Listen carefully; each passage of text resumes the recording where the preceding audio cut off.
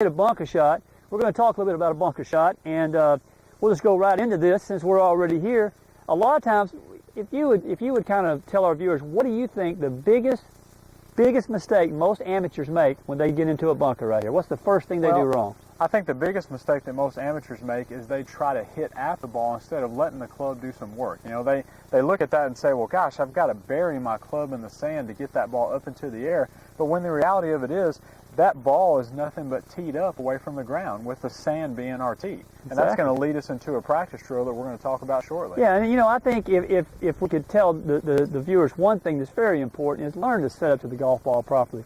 Most people don't set up to the golf ball properly. They set up with the club face, like we said in our last book, it's too square. Right. We need to make sure that the mechanics are slightly different. So when we set up to a bunker shot, let's say we're aiming at this pin here, one of the things I like to do is I like to make sure that I get my feet left or open to my target. Okay, a lot of times we get too square to our target. So this is more of a shot where we get the legs out of the way so we can swing the golf club through into the target, number one. And number two, I like to see the students grip the club with the face open, maybe even 45 degrees. So in other words, if they held the club out with the face open 45 degrees and then took their grip, the club face is perfect. So what you're telling me there, Ray, is while my club face may make an arrow and aim at the target there, my body and my feet and the path of my swing may be to the left of my target. Exactly. And so because I'm aimed left, but my club face is open, my club face effectively is still aiming at the hole. Are you trying to come over the top of that? I'm still going to make a swing down my feet line and allow the bounce of the club to actually become in play now. By having the club face open 45 degrees and by aiming left, my club face is still pointing at the hole, but now the bounce of the club can move the sand out of the way. And I really like what you said, and I'm actually going to demonstrate that here. Usually, you know, people worry too much about getting a golf ball out of a bunker. And you used the analogy a while ago that really the sand is nothing more than a tee for our ball. A lot of times you see these drills on TV where people say, hit 2 inches behind the ball and come out 2 inches in front of the ball. The reason I don't like that is it causes the golfer to hit down at the ball. You also made a comment a while ago that we're trying to hit through this golf ball.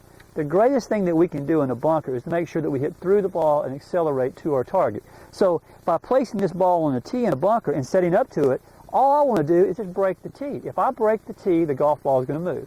So when I set up to it, I'm thinking the ball's on a tee. Even though it's not on a tee in a real shot, I look at it, the ball's on a tee, and I'm just going to break the tee. If I break the tee, the ball comes out of the bunker. Okay? The tee's into the ground. If I break the tee closer to the top, what's going to happen? Ball's going to go farther. Okay, if I break it closer to the bottom? Ball's going to go shorter. Okay, in other words, when I break it close to the bottom, I'm taking a lot of sand. All right, so if I have a lot of sand, it's going to slow my club head down, and you say the ball's going to go a shorter distance. If I break it closer to the top, I'm not taking very much sand, so we're catching the ball pretty clean, and it's going to have a lot more speed, the ball's going to go farther. With that speed and catching it cleaner, though, what's going to happen? I'm going to get more spin. Going to get more spin, which means the ball is going to stop closer to our target or be able to stop it. When we're talking about hitting deeper in it, we'll get it out, but the ball's going to... It's going to roll more. It's going to roll, and we're going to have to play as such. If you're in a bunker, though, and especially if you're an amateur or a beginner, your first goal is... to get out. We don't want to be in here for our next shot. So we want to make sure that we get the ball out of this bunker. Using a tee is probably the easiest way to do that.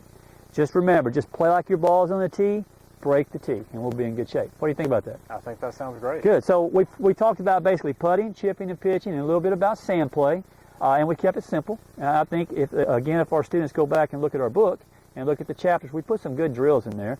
I would like to say one thing that, you know, when a student comes out in the afternoon and practices, like you said earlier in the video, most people don't spend enough time working on the short game. They spend too much time on the driving range.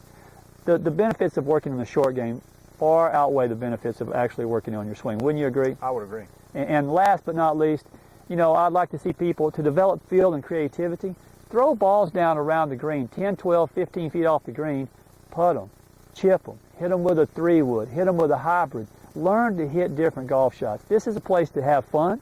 It's a place to be creative and to learn to hit those shots, because you never know when you're going to need that golf shot. Well, I think so. And really, to sum up what you're trying to do in the short game here, basically it comes down to 3 things.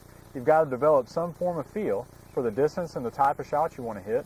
You've got to practice it, so there's got to be a good work ethic involved. And last but not least, you've got to have some creativity in your ability to play shots. You can't be married to one specific way to play a shot, because You can't dictate to the golf course what you're supposed to do. The golf course is going to dictate to you what you're supposed to do. Exactly. We never know what type of lie or situation we're going to be in. So the more creative we are in our practice, the better chance we're going to have of having that shot in our bag when we actually need to pull it out. So again, last but not least, this has been a lot of fun.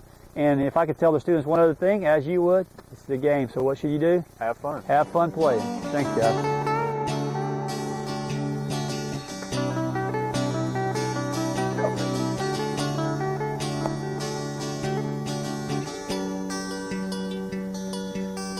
Everybody scream, "Get in the hole!" It's too easy. It's just, I don't even want to play anymore. It's too easy.